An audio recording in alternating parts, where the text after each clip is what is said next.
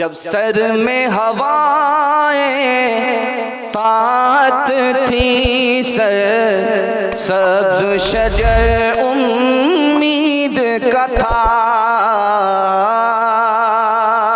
जब सर इसियां चलने लगी, इस पेड़ ने फलना छोड़ दिया। अल्लाह की राहें अभी है खुलियां, सारा निशान सब कायम है। अल्लाह के बंदों ने लेकिन इस राह पे चलना छोड़ दिया।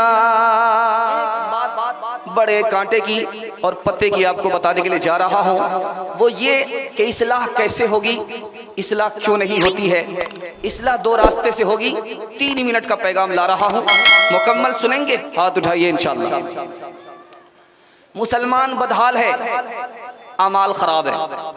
मुसलमान की मेहनत बर्बाद है, अपनी फिक्र नहीं कर रहा है, दूसरे की फिक्र कर रहा है। मुसलमान दावा करता है ये मुसलमान बर्बाद, वो मुसलमान बर्बाद, खुद सबसे ज्यादा बर्बाद है।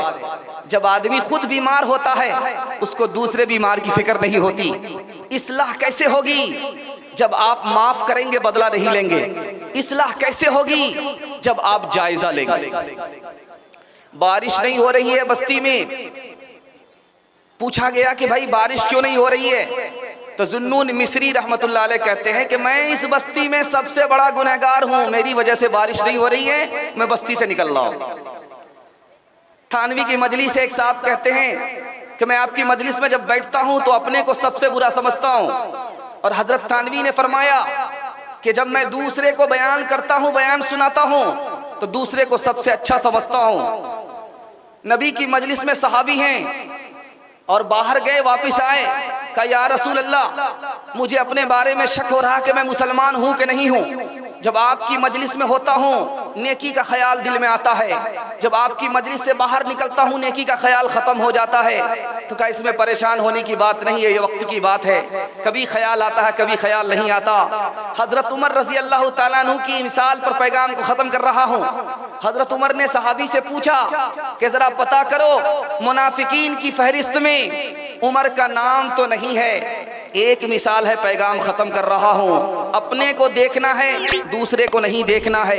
दूसरे के हुनर को देखना है, अपने ऐब को देखना है, दूसरे के ऐब को नहीं टटोलना है। हाथ उठाइए इंशाअल्लाह। एक मिसाल है, पैगाम खत्म कर रहा हूं, जरा ध्यान से सुनिएगा भाई। वो जो मेहमान हैं वो जा रहे हैं, वो आपको यूट्यूब पर नजर भी आएंगे। जो उन्होंने कलाम पढ़ा है वो भी आप सुन लेंगे, लेकिन मैं भी आपका मेहमान हूं, थोड़ा सा लिहाज कीजिए। आप लोग बिल्कुल बेसर और बेपैर के मालूम हो रहे भाई। मैं आपको सुनाने के लिए थोड़ी देर के लिए बैठा हूं और आप इस तरह भाग रहे जैसे लगता है जेल से छूट रहे। भाई ध्यान दीजिए, आपका जलसा तो ऐसे ही खत्म हो चुका है, थोड़ा सा बाकी रह गया है, उसको आप सिर्फ सुन लीजिए, यही मेजबानी का हक अदा हो जाएगा। मैं आपको सुनाने के लिए बैठा हूं, आप दिल से सुन लेंगे, मेजबानी का हक अदा हो जाएगा। अब भागने की कोशिश तो नहीं करेंगे, हाथ उठाइए इंशाल्लाह। पेशाब भी लगे फिर भी नहीं भागेंगे, हाथ उठाइए इंशाल्लाह। नहीं, ये गलती मत कीजिएगा, पेशाब उशाब लगे तो चले जाइए। ध्यान दीजिएगा। ऊंट जा रहा था तो तोते से कहता है कि तुम्हारी चोंच टेढ़ी है, बंदर से कहता है कि तुम्हारी दुम टेढ़ी है, बैल से कहता है कि तुम्हारे सिंग टेढ़े हैं, और बाज से कहता है कि तुम्हारे नाखून टेढ़े हैं। तो बाज ने पलट करके कहा, तुम इस पर नुक्ताचीनी करते हो, उस पर नुक्ताचीनी करते हो, इसका ऐब देखते हो, उसका ऐब देखते हो, तुम सो सर से लेकर के पैर तक टेढ़े ही टेढ़े हो। ये कैसी मंजिल है, कैसी राहें कि थक गए पाँव चलते चलते, मगर वही फासला है कायम जो फासला था सफर से पहले।